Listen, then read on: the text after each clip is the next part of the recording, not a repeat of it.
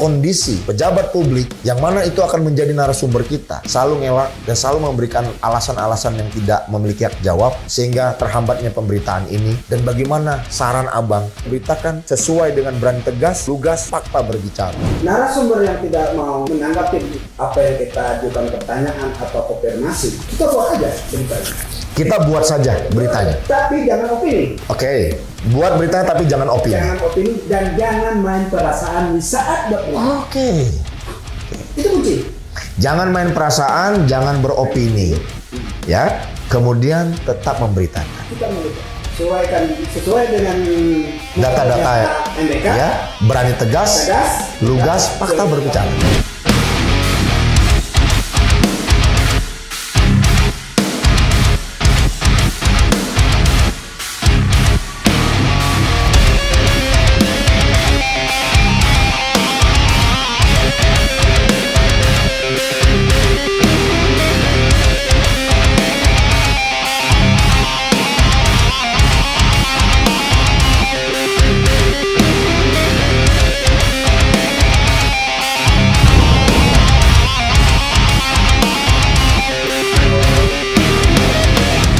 Assalamualaikum warahmatullahi wabarakatuh. Terima kasih ketemu kembali lagi dengan kami di Suara MBK Pos. Sahabat-sahabat MBK Pos, hari ini saya kedatangan bintang tamu yang luar biasa. Sahabat saya juga di jurnalistik dan masih posisi di seputaran Jabar. Hari ini kami ingin berbincang santai bersama Bang Usen. Assalamualaikum Bang Usen. Waalaikumsalam warahmatullahi wabarakatuh. Oke. Terima kasih Bang. Ya Bang Usen, terima kasih udah mau mampir di tempat studionya kita. Ini awalnya tuh bikin yayasan Bang. Jadi kalau MBK Pos itu adanya di Jakarta. Cuman kita belum bikin biro atau apapun belum. Tetapi ini kita bikin itu sudah hampir 4 tahun Yayasan Al-Mekah ini. Yayasan Al-Mekah ini kita buat itu karena ada salah satu perusahaan yang kita miliki sebagai penerbitnya MBK Pos juga. Namanya PT Dwi Manggala Abadi. Jadi dia turun, kemudian dia melakukan kegiatan untuk amal. Oke, Bang Usen, kita mau bicara sebagai bintang tamu. Bang Usen ini saya dapat rekomendasi dari wartawan saya namanya Jen. Kami kemarin ngobrol-ngobrol santai sama dia tentang masalah kondisi jurnalistik. Betul. Nah, menurut Bang Usen sendiri, kapan Bang Usen udah mulai gemar menulis dan mau terjun di dunia media? Karena kan media itu nggak bisa kaya Bang. Betul. Gimana Bang kira-kira? Boleh cerita pengalaman Boleh. background Silakan, dulu ya. Iya. Saya background saya, pendidikan saya teknik sipil. Oh, teknik sipil. Oke. Saya bergerak di dunia kontraktor dan terakhir saya di konsultan pemetaan. Oke. Tahun 98 saya kena pengurangan karyawan, PHK. Saya ketemulah dengan rekan mengajak saya untuk membuat media. Waktu itu nama medianya Tabloid Indonesia. Karena saya orang lapangan, begitu diajak untuk mendirikan media, saya hanya tersenyum. Oh, ini mah dunia saya, nggak asing bagi saya. Walaupun saat itu saya nol. Pengetahuan di media itu nol. Nah, saya tidak mau begitu aja menerima. Saya cari referensi, saya beli berapa buku. Akhirnya saya belajar. Rekan saya itu ngajak saya, waktu itu 98 masih harus ada SIUP. Surat izin penerbitan. Mulai diurus dari tingkat kota Bandung, sampai harus ada referensi dari beberapa media yang terbitan Bandung, masuk ke Depen kota, dari Depen kota tempat ini masuk ke Depen provinsi, sampai ke Depen pusat, Kementerian Depen. Keluarlah SIUP, buatlah. Nah, dalam perjalanan saya tidak sejalan. Kan saya orangnya bekerja itu kalau tidak suka dengan hati saya keluar. Saya punya prinsip begitu. Kalau tidak suka dengan hati pasti keluar. Pasti keluar. Saya tidak memperhitungkan biaya yang sudah saya keluarkan. Nggak apa. Itu investasi, saya dapat ilmu, belajar dengan mengeluarkan sekian. Akhirnya saya keluar dan saya langsung diajak di Harian Jakarta. Harian Jakarta itu terbitan Jakarta. Saya lebih kurang 6 tahun, 7 tahunan di Harian Jakarta. Waktu itu pernah dengar kasus ada ada TW di Tanah Abang. Oh iya, oke. Waktu itu kalau nggak salah waktu gubernurnya Pak Sutiyoso. Ya, betul. Nah, Harian Jakarta saat itu mendukung TW. Jadi Tempo kalah kan, TW menang, akhirnya dibelilah Harian Jakarta sama TW Group. Berubahlah nama dari Harian Jakarta menjadi Koran Jakarta. Iya. Nah di situ Arta Graha lah itu intinya tuh ya. Arta Graha Group. Nah di situ karena dibeli oleh TW, otomatis manajemen diambil alih oleh TW. Nah halaman nasional yang tadinya 8 halaman daerah diciutkan jadi 2. Jadi Jawa Barat ini yang tadi dapat 2 halaman dikasih cuma setengah halaman. Saya sebagai kepala biro waktu itu dengan kepala perwakilan bilang, kalau begini kita nggak hidup wartawan kita. Otomatis kita berjuang sebagai kepala perwakilan, otomatis kepala perwakilan pengen masuk kan beritanya. Saya sebagai biro tentu juga harus masuk. Tapi kasihan kan kawan-kawan. Karena biro itu kan membawahi ada beberapa koordinator di bawah ya. Saya biro Bandung Raya itu megang kota Cimahi, kota Bandung, Kabupaten Bandung. Waktu itu Bandung Barat belum diri. Itu dan itu hanya cuma dikasih setengah halaman. Setengah halaman dibagi. Karena kan dia kan 8 halaman, kemudian bolak-balik itu hanya setengah halaman, sisanya berita dari yang lain. Paling maksimal cuma 4 berita. Bang Husen, ini kan pengalaman Bang Husen kan kalau misalnya di zamannya kita nih, emang kalau misalnya adik-adik kita yang sekarang, kan kalau dunia jurnalistik ini kan cepat tanggap dan bagaimana memberikan informasi dengan seluas-luasnya. Kalau zaman dulu kita kan berjuang, kita mesti harus di jalanan dulu, Bang Husen. Kita pernah juga bikin namanya Kospernas, Komite Solidaritas Pers Nasional. Itu kumpulan mingguan, harian, bulanan, majalah, tabloid, semuanya ada. Ya kan? Dan baik itu biro dari mulai Jawa Barat, karena kan Karasidenan itu kan ada 4 wilayah saja. Kemudian Jakarta, kemudian Depok, Jabodetabek. Nah, itu terutama yang paling mateng, kan begitu dibanding biro-biro yang lain. Nah, Abang sepakat nggak sih? Dunia jurnalistik sekarang ini agak berbeda. Nggak seperti kayak dulu. Contohnya Bang, sekarang itu adalah identik dengan bisnis. Abang sepakat nggak kalau media ini tetap harus bisnis? Media itu bisnis harus ada. Harus ada? Harus ada. Tapi idealisme juga harus ada. Ya, betul. Antara bisnis dan idealisme rata-rata itu kalau media besar itu adalah penyandang dananya yang besar, kepentingan bisnis yang besar, sehingga idealisnya hilang, berkurang lah. Ya kasihan kawan-kawan di lapangan. Betul. Berarti gini, teman-teman Suara MBK Pos, Bang Husen mengatakan bahwasannya kita itu boleh berbisnis di dalam media, tapi tetap menjunjung tinggi nilai-nilai kode etik pers itu sendiri. Kemudian idealis juga tetap dipegang. Satu lagi, kepentingan masyarakat. Nah, berarti dampak sosialnya dan sosialnya itu mesti harus ada ya. Dan kenapa ya? Karena kita sebagai kontrol sosial itu memang harus penting untuk mengarahkan ke posisi itu. Dan tetapi wartawan juga butuh hidup karena butuh digaji, butuh operasional pada saat dia investigasi, kemudian juga butuh listrik dan lain-lainnya. Makanya ada bisnis, baik itu iklan, kemudian profil yang bisa diinikan, editorial dan segala macam. Oke, Bang, di dalam jurnalistik kan semakin padat ya. Saingan itu semakin banyak. Tapi saya nggak ngerti di mana yang terbaik, mana yang tidak. Karena di zaman kita dulu, di zaman yang sekarang, masalah zaman dulu kayak kita kan gini Bang, kontributor itu agak sedikit sulit Bang, dulu ya. Tapi sekarang, kontributor itu makin menjamur. Menggunakan HP dengan ukuran 1 juta saja, ngambil video aja udah jadi berita. Cuman pertanggungjawaban beritanya ini juga terkadang sulit untuk kita utamakan. Nah ini menurut Abang bagaimana pandangan Abang sebagai jurnalistik senior? Seiring dengan perkembangan teknologi, sekarang ini ada digitalisasi itu menggunakan AI. Itu yang membuat wartawan lapangan itu jadi malas. Satu. Yang kedua, ada narasumber. Yang karena ada media yang abal-abal. Narasumber itu tidak mau ditemui oleh wartawan yang betul. Sehingga beritanya juga hampir mirip dengan berita medsos. Nah, disinilah antara jurnalis yang benar-benar menulis, membuat karya dengan sesuai dengan kode etik jurnalistik dan dia benar-benar menjalankan profesi sebagai wartawan dengan wartawan yang hanya untuk mencari kepentingan tanda kutip pribadi. Berarti medsos itu juga bisa dianggap pribadi, tetapi justru kalau terjadi suatu masalah kita juga nggak tahu dia mau dimasukkan poin di mana, Bang. Ada bedanya. Kalau media mainstream, baik online maupun cetak, itu yang bertanggung jawab itu adalah redaksi. Kunci itu dulu. Medsos bertanggung jawab pembuat masing-masing. Berarti yang dikenakan adalah pembuat informasi tersendiri. Tapi kalau dia jurnalistik itu masuk ada di redaksi. Ada redaksi dan dilindungi oleh Undang-Undang Pers nomor 4. Selama dia menjalankan kode etik jurnalistik dengan tidak melanggar KIJ. Jadi gini.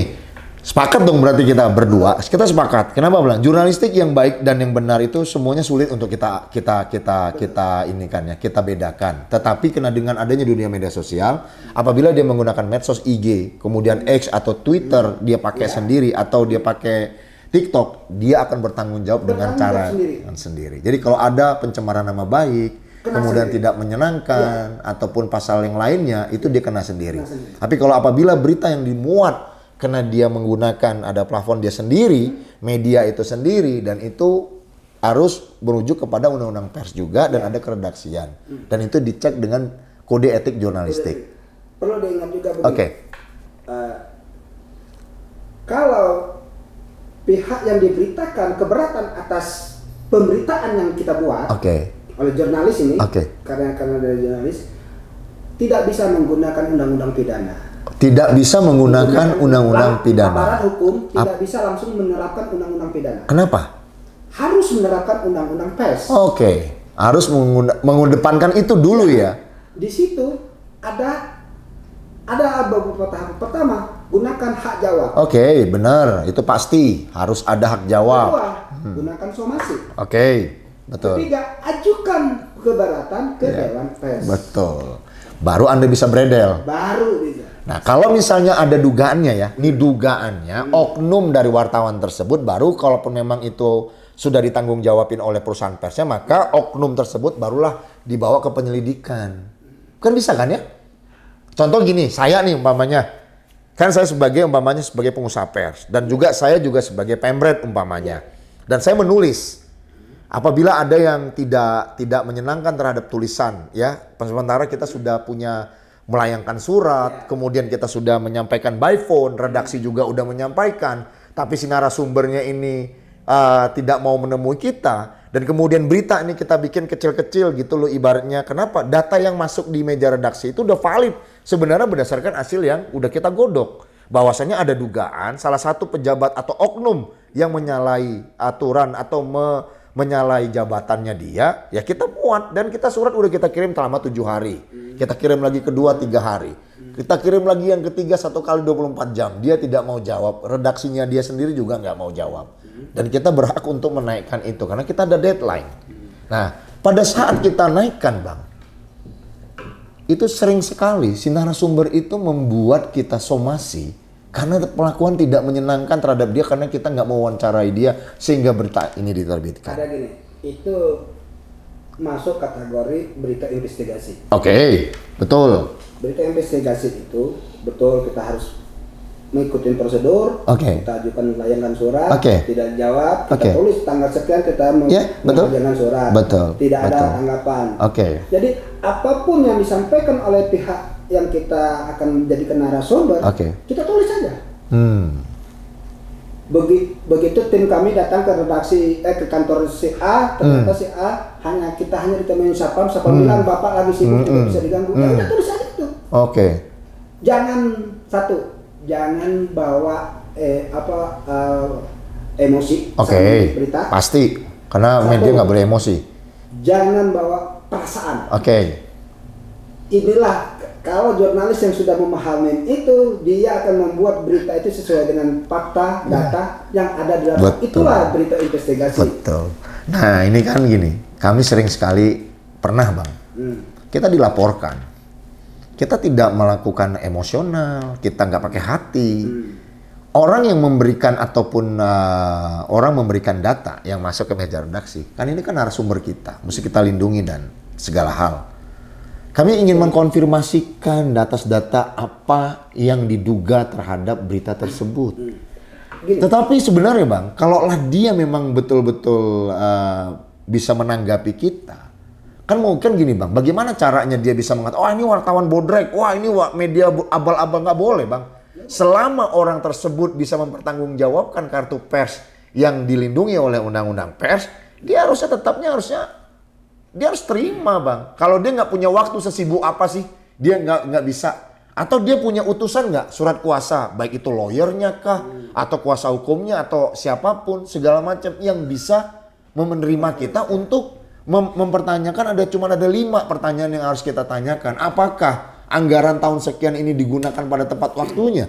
Tetapi kita sering dilaporkan Bang, ke pihak kepolisian, yang diambil itu pribadinya Bang, bukan masalah medianya. Nah, pertanyaan saya ke Abang, selaku wartawan, apa yang harus kita hindari pada saat kita terjadi hal-hal seperti ini?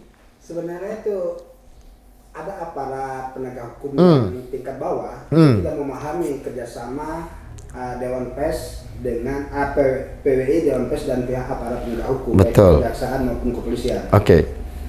Jadi kalau sampai ada intimidasi, apalagi ada perlakuan tidak menyenangkan, makanya kalau melakukan investigasi jangan sendiri. Harus ada saksi kan? Harus ada saksi. Kedua, saksi hidup, saksi mati. Saksi hidup dan saksi mati. Saksi mati, foto, rekaman. Saksi hidup, orangnya. Betul. Nah, jadi dalam hal berinvestigasi, kalau menurut saya, pengalaman saya yang sangat pahit, saya pernah melakukannya, nanti saya ceritakan kalau mau memang minta dulu. Kita yang namanya investigasi sama dengan kita melakukan intelijen. Identitas harus disimpan. Sebaik-baik simpan identitas. Investigasi tidak bisa ditentukan waktu hari ini kamu harus dapat, nggak bisa. Kasihan itu orang yang kita perintahkan. Akhirnya apa? Belum tentu apa yang dia sampaikan hasil lapangan sama dan benar. Karena apa? Hanya menutupi tuntutan redaksi. Pak, saya udah ke sana. Betul. Harus. Ternyata kantornya tutup. Tetap harus gitu loh. itu. Nah, jadi beda dengan berita yang normatif.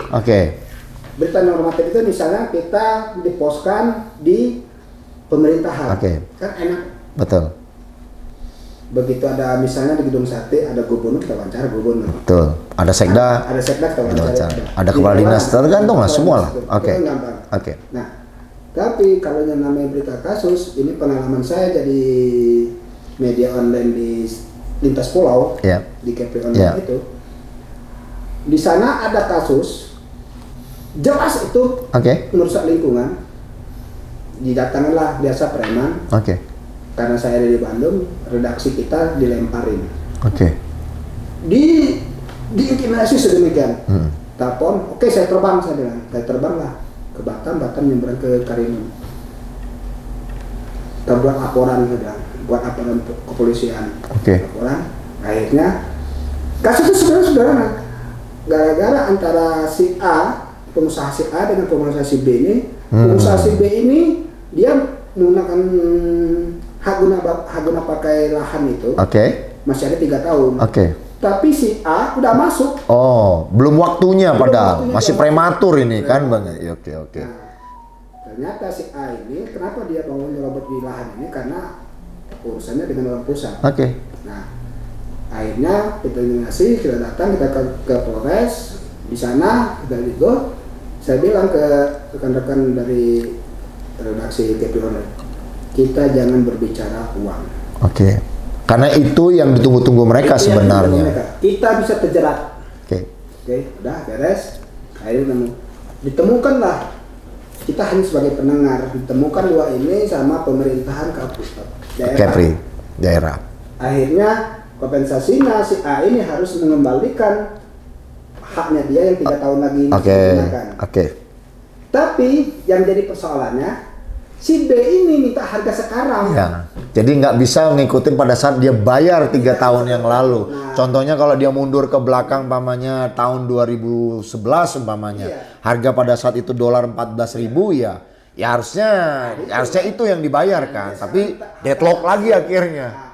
Akhirnya dibawa dibawa ke Jakarta. Iya, akhirnya deadlock lagi. Dibawa ke Kementerian LH. Iya, betul. Harusnya dirundingin pemerintah pusat lagi. Sama pemerintah pusat. Akhirnya titik tengah.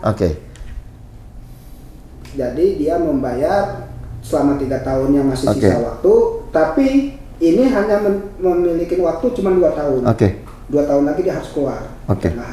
Bang, di zaman sekarang ini lagi Bang, kan kita tadi udah berbicara soal bagaimana media itu berjalan. Betul. Pada saat Abang memiliki pengalaman awal dari seorang teknik sipil bisa ke media, kemudian Abang juga banyak berlalang buana di media-media di Jakarta, di Bandung, dan di Kepri dan segala macamnya. Dan sekarang Abang yakin juga media itu tetap harus ada bisnisnya. Kemudian tadi kita berbicara lagi bagaimana kita menghindari oknum-oknum aparat penegak hukum, pejabat daerah yang memiliki atau dia sebagai penyelenggara negara, dan kita mesti harus berhati-hati. Yang Abang katakan tadi, investigasi itu tidak boleh menggunakan cara-cara tersendiri. Bagaimana jangan bersentuhan dengan uang. Bagaimana kita tidak kena yang namanya pasal pemerasan. Kemudian kita tidak kena juga pasal penyuapan dan apapun. Kan begitu. Nah, sekarang begini Bang. Saya bingung ya sekarang ini ngelihat kondisi.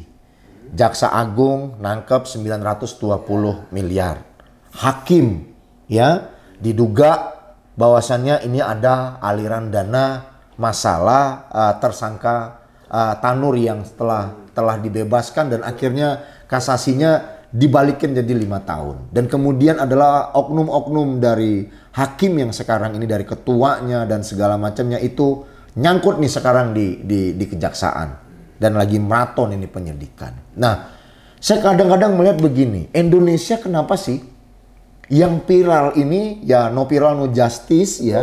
Sementara di daerah kita provinsi, di kabupaten, itu juga ada Bang kejadian-kejadian yang sama ya, hakim yang diduga nakal, jual putusan, kemudian kejaksaan jual tuntutan, gitu loh Bang ya. Ini banyak sekali dan kita jurnalistik mau menyiarkan ini terkadang terendus ke arah yang besar-besar saja, yang kecilnya ini nggak bisa terinikan. Contoh nih Bang, saya mengikutin kami terutama MBK Pos mengikuti masalah anggota dewan yang dari PAN, yang ketangkap kemarin masalah Paragame ini. Ini kan 20 hari dia ditahan. Tapi kelanjutan untuk pemeriksaan dia sekarang ini kan nggak bisa terekspos gitu loh. Nah sementara kita fokusnya ke Tanur terus nih. Yang gede. Ya kan, kemudian JR terus nih, yang 920 bodoh teing lah kalau bahasa Sundanya teh. Mau tuh duit mau diapain, terserah negara mau ambil kayak mau bagaimana itu nanti pasti akan ada. Apakah sampai di situ saja nantinya? Tapi kan menurut Bang Hussein, bagaimana caranya di daerah juga mesti harus seperti itu Bang. Sulit. Jangan ditutup gitu loh Bang. Harusnya dinaikkan gitu loh. Media itu kan sudah dibagi job peliputan masing-masing. Oleh redaksinya. Nah, perlu diingat rekan-rekan di lapangan itu kadang-kadang terpengaruh oleh rekan-rekan yang lain. Terpengaruh oleh rekan-rekan yang lain, teman-teman di lapangan. Udahlah. Ini mah tidak akan sambil ini loh, Pak. Kita sambil nyantai. Jumlah view. Terus ya kita makan dulu. Itu akhirnya rekan kita yang kita tugaskan di lapangan tidak konsen dia meliput apa yang terjadi yang ditugaskan. Baik itu yang ditugaskan di kepolisian, di kejaksaan, di pengadilan. Ada juga redaksi juga kadang-kadang menganggap enteng, ini mah berita tingkat kota, kita ambil dong berita nasional. Itu juga kesalahan redaksi harus diakui.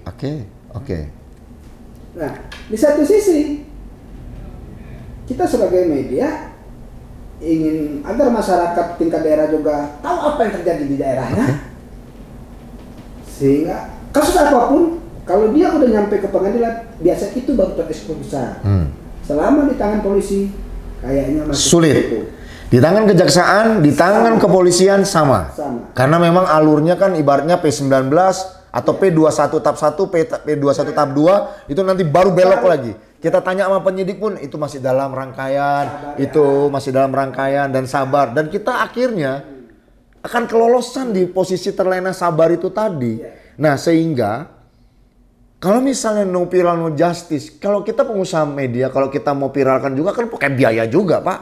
Kan begitu. Nah, sementara viral juga itu udah politis. Media dibawa oleh aparat penegak hukum, oke, untuk menggeledah atau kita menangkap diduga calon tersangka. Ini kan juga mau dipiralkan juga, ini kan juga udah media juga butuh gambaran itu, kepolisian juga butuh publikasinya itu untuk naik ratingnya juga, gitu kan. Jadi kan politik semua nih. Nah, tapi sementara yang benar-benar ada, Bang, yang benar-benar ada, ini malah nggak kesenggol, seremonial terus. Dan saya pernah berbicara begini ke wartawan saya. Kita kan punya rubrikasi yang namanya lintas APH, Bang. Kami ini punya rubrikasi lintas APH, rubrikasi parlemen, rubrikasi hukum, rubrikasi korupsi, politik, ekonomi, dan sentral swasta, sentral BUMN, dan lifestyle dan religi. Ini rubrikasi ini, Bang, kita pisah-pisahkan sendiri. Jadi kita pisah-pisahkan sendiri per kategori, Bang. Nah, per kategori yang sering itu adalah 60%-nya adalah lintas hukum, Bang. Kenapa bilang? Dari dulu MBK Pos ini berdiri 2008, maunya itu bersosialisasi ke masyarakat informasi apa yang bisa kita naikkan untuk kita tetap menjadi garda di depan untuk masyarakat sebagai informasi. Nah, kalau modalnya, Bang, mungkin miliaran kali, Bang, kita ini udah habis dengan cara media kita seperti kayak sekecil kita. Kita nggak gede media kita, ini kecil, tapi setidaknya kita memiliki potensi-potensi di mana berita itu kecil tapi bisa matahkan lah sedikit lah, ibarat kata. Kalau untuk masalah integritas, ya mungkin kita nggak sulit juga diuji gitu loh. Nah, jadi pertanyaan saya yang berikutnya ke Abang ini tadi, maksud saya, media sekarang ini, Bang, please, terutama Bang Jawa Barat, kita nih sayang dengan Jawa Barat. Banyak, Bang, yang nggak bisa dilihat oleh teman-teman, padahal mereka teman-teman itu bisa ngelihat, Bang. Tapi nggak ngerti saya, Bang, apa yang mesti harus kita lakukan. Saya udah bilang sama Jen berulang kali, Jen, kamu investigasi, Bapak kasih data seperti ini. Saya katakan, ini adalah berita murni, tapi agak sulit, Pak. Sulitnya apa? Ya dibendung sendiri sama humas gitu loh, ibaratnya akhirnya nggak jalan-jalan juga ini berita. Ada begini, Pak. Jam terbang menentukan seseorang dalam memproduksi karya jurnalistik. Satu. Yang kedua, tingkat pengetahuan, background pengetahuan dia dengan tugas jurnalistik yang diberikan kadang-kadang tidak nyambung. Contoh, si A, dia latar belakangnya hukum. Ditaruh meliput di olahraga, tidak akan nyambung. Sulit setengah mati itu. Saya sepakat itu. Sepakat. Dia backgroundnya pendidikan. Ditaruh meliput hukum, setengah mati. Teman-teman Suara MBK Pos, kata Bang Hussein, kalau Anda seorang jurnalistik, baik senior atau baru pemula, atau Anda di media online atau di media cetak, ingat, pendidikan Anda yang Anda ambil itu adalah sebagai latar belakang. Jadi jangan pernah Anda seorang pendidikan nulis hukum, tapi ceritakanlah tentang masalah pendidikan, baik itu guru seperti apa, kemudian bagaimana konstelasi tentang pendidikan itu seperti apa. Jangan kamu bicara masalah pasal-pasal, ya kan? Enggak, itu pasti nggak akan nyambung. Tapi sebagai wartawan harus menguasai berbagai. Nah, ini ada lagi nih. Dengan catatan. Betul. Jangan malu bertanya. Ya. Jadi wartawan nggak boleh malu bertanya. Ya, saya sepakat. Dia, bukan jangan jadi wartawan. Iya, betul. Jadi PNS saja. Terima gaji. Begini. Saya senang banyak wartawan muda sekarang. Yes. Dari sepakat. Mau dia jadi tim kreator, mau jadi tim desain atau apa, dia menciptakan apa, itu bagus. Tapi bekalin dia dengan keorganisasian wartawan. Wawasan lah. Sehingga dia mendapat wawasan. Dia tahu apa yang dia harus kerjakan. Dia tahu apa yang dilarang menurut aturan. Dia tahu apa yang diperintahkan oleh redaksi. Gitu. Tentang begini, dalam mendirikan suatu media itu berdasarkan Dewan Pers itu hanya 3 dasar hukum. Pertama PT, kedua koperasi, ketiga yayasan. Ini 3 badan hukum ini yang diakui oleh Dewan Pers dan negara. PT, koperasi, dan yayasan. Nah, yang kedua, di dalam berorganisasi media itu macam-macam. Ada PWI, kebetulan saya PWI. Ada IGTI, ada AJI, ada PWRI. Betul.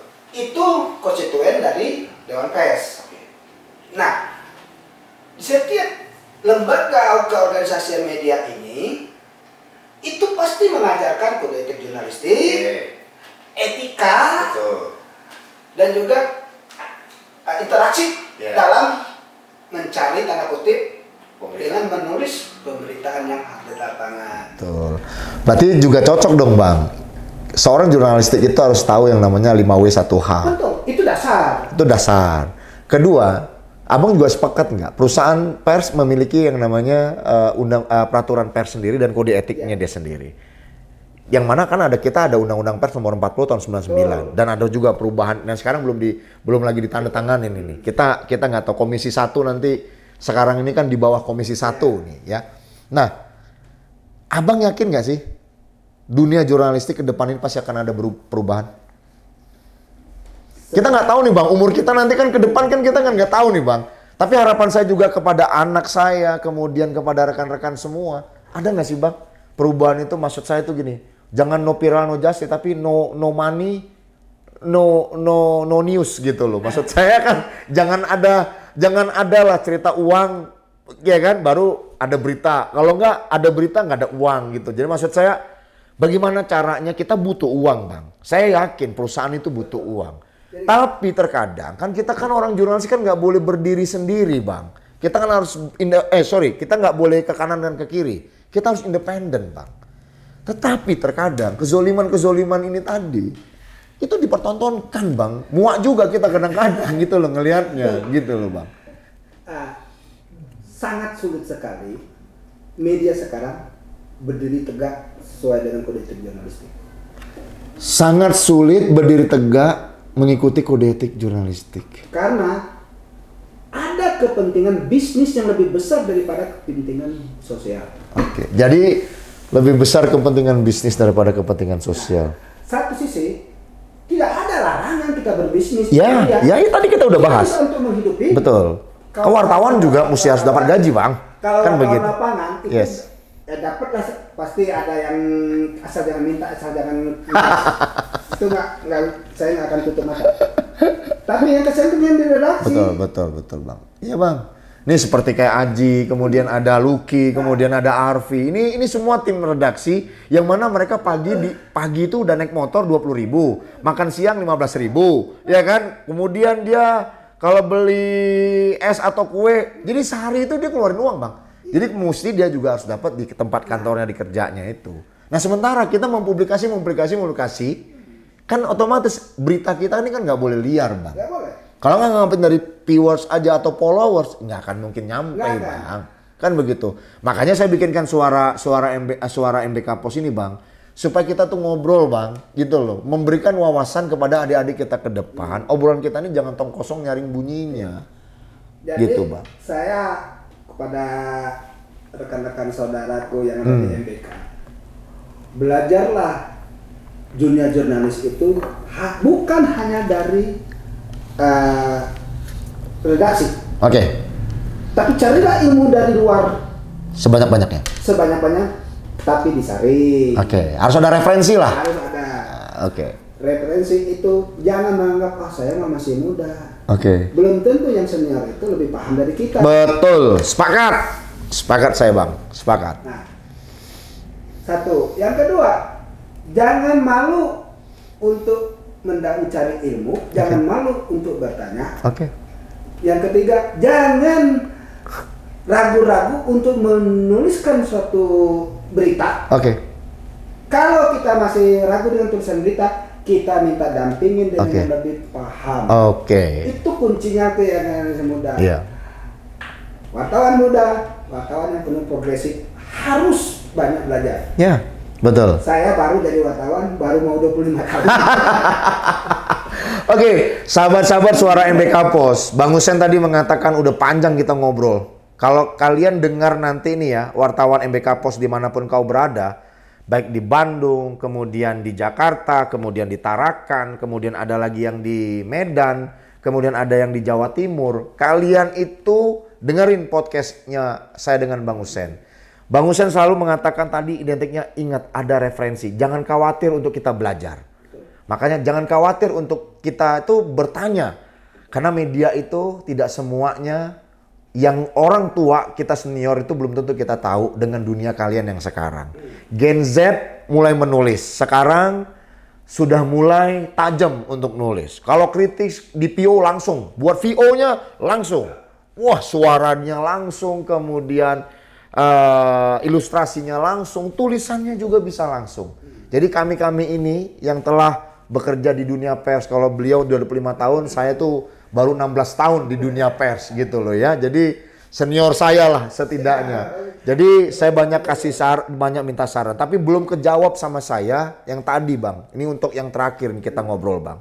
Belum kejawab sama saya dari Abang.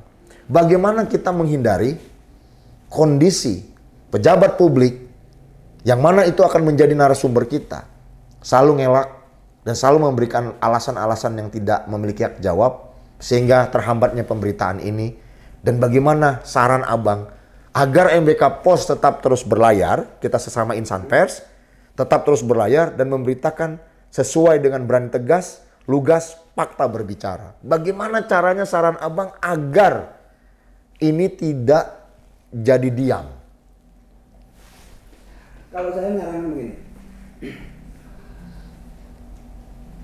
narasumber yang tidak mau menanggapi apa yang kita ajukan pertanyaan atau konfirmasi, kita buat aja beritanya. Kita buat saja beritanya. Tapi jangan opini. Buat beritanya tapi jangan opini. Jangan opini dan jangan main perasaan di saat buat berita. Itu kunci. Jangan main perasaan, jangan beropini. Ya. Kemudian tetap memberitakan. Sesuai dengan data-data MBK. Ya, berani tegas, lugas, fakta berbicara. Karena kita ada data. Ada suatu narasumber itu biasanya, ini mah kecil. Dia belum tenar. Tembak sekali. Tembak lagi. Jadi ada porsi peningkatan beritaan. Jangan langsung nembak. Membuat berita itu langsung jantung hati dengan 80% data yang kita miliki. Jangan. Kuncinya kisi-kisi lah ya. Pelan-pelan. 20% kita data, nanti naik lagi. Naik lagi. Saya punya pengalaman pejabat, ini saya sebutin aja, pejabat Dinas Pendidikan Jawa Barat. Pertama saya datang, dia bilang, saya mah udah tahu lah, wartawan tuh rata-ratanya UUD. Oh gitu ya Pak. Saya paling nggak suka tuh yang dibuat seperti kayak begitu. Besok kalau ada lagi Bang, kita sama-sama Bang. MBK Pos dengan Abang, kita sama-sama, kita tulis aja lagi Bang. Saya bilang, Pak, Bapak jangan samakan saya dengan wartawan lain. Saya bilang, saya ini sudah mengikuti pendidikan uji kompetensi ini Pak, udah tingkat utama. Dewan Pers, PWI, AJI, udah semua udah di jalan. Tapi tunggu Pak ya, saya bilang. Bapak ngomong itu nggak apa-apa, makasih waktunya, saya buat kita. Saya cuma jalan hati saya, idealis saya keluar. Ini nggak boleh rasa ya, nggak boleh rasa ya, nggak boleh marah nih ya. Kan tadi kan udah bilang nggak boleh emosi, nggak boleh pakai rasa, nggak pakai perasaan. Idealis ini yang paling penting. Idealis saya keluar begini. 3 kali saya beritakan, Bapak pindah.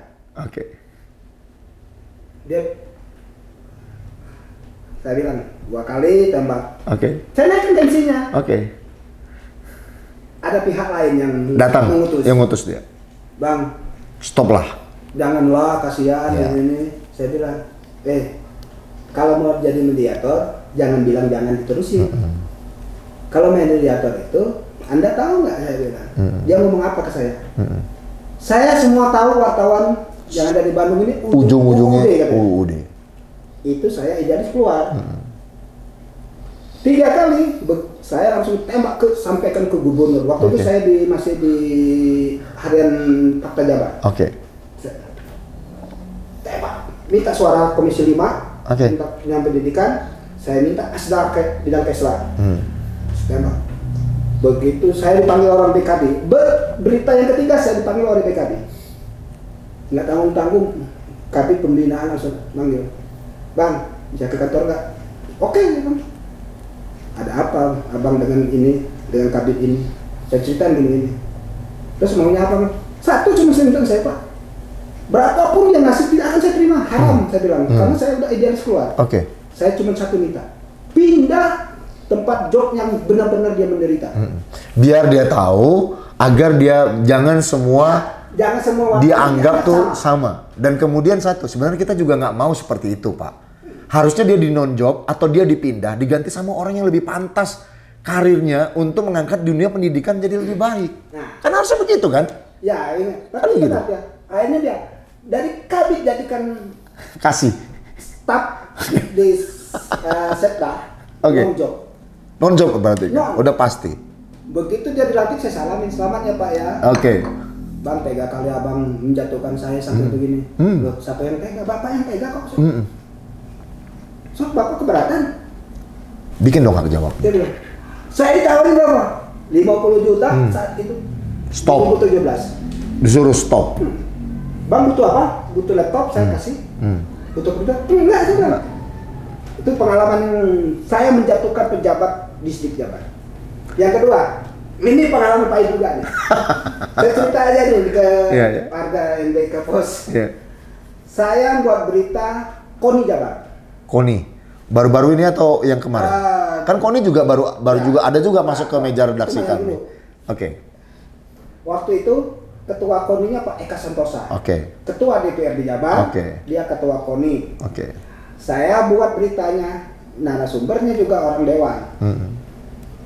Jadi saya judul sederhana, pengurus KONI Jabar tidak profesional. Nah, di situ saya jabarkan ketua DPRD Jabar selaku ketua KONI mengajukan anggaran digunakan oleh KONI, dipertanggungjawabkan penggunanya oleh KONI ke DPRD Jabar. Nah, di situ saya waktu itu masih di Harian Jakarta. Saya begitu terbit, saya langsung dipanggil sama Sepri. Bang, gimana? Di press room saya bilang. Bang, Pak Ketua pengen menghadap. Oh, mana? Pak Ketua pengen menghadap Abang? Abang diminta menghadap. Oh, menghadap Pak Ketua. Pak Ketuanya pada saat itu Ketua KONI? Ketua KONI. Berarti itu tahun berapa itu, Bang? 2004. 2004. Ini zamannya SBY lah ya, istilahnya ya. 2004 kan ya?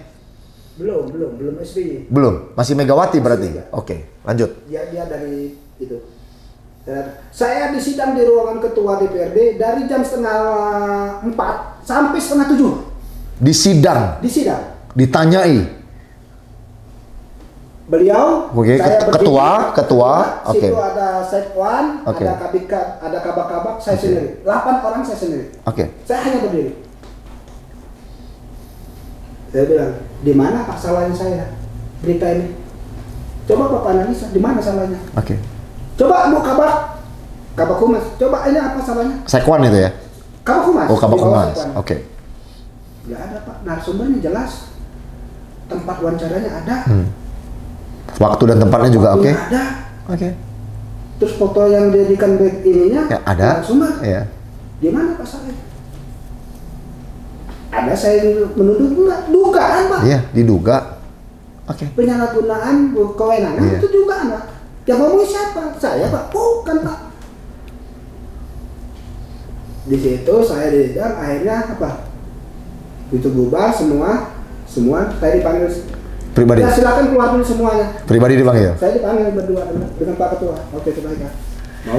Mau apa saya? Saya minta cuma satu Pak. Ibu Kabak Humas diganti. Ya udah 2 minggu depan ada penggantian. Itu aja.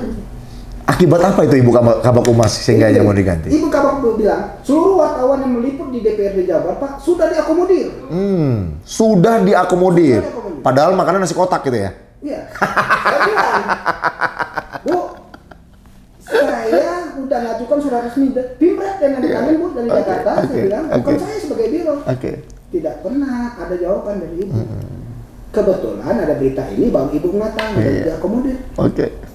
Dan akhirnya benar. Dibayar tuntas juga lagi. Seminggu kemudian ada pelatihan. Dibayar tuntas lagi. Hilang lagi. Oke, Pak Bang Husein, ini yang terakhir. Apa arti media untuk Abang? Media itu bagi saya merupakan kebutuhan hidup. Seorang jurnalis kalau dia udah menjiwai, kalau dia berarti jadi jurnalis cepat pikun. Jadi berkaryalah selagi masih bisa berkarya. Berarti media itu sepakat kita adalah kehidupan.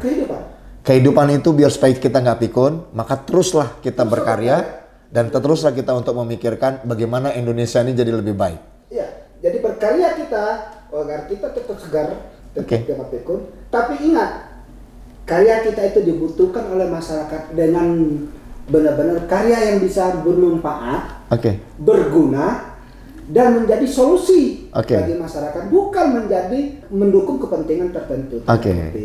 Jadi tidak boleh mendukung kepentingan tertentu dengan tanda kutip, berpihak kepada seseorang, tidak boleh pakai rasa, tidak boleh pakai emosi, dan tidak boleh menggunakan hati untuk menulis satu pemberitaan. Tapi gunakanlah akal, data, narasumber yang cukup, dan tempat yang dan semuanya harus berjalan sesuai dengan alur ceritanya. Bang, terima kasih udah mau singgah ke MBK Pos dan sudah mau berbicara di Suara MBK Pos. Kita akan ketemu nanti kembali untuk kita kupas lagi tentang bagaimana berita-berita yang ada di Jabar. Nanti kami akan undang Abang lagi dan kita akan undang teman-teman yang lain lagi, Bang. Terima kasih sekali lagi, Bang. Atau ada saran, Abang? Yang terakhir. Sebelum closing.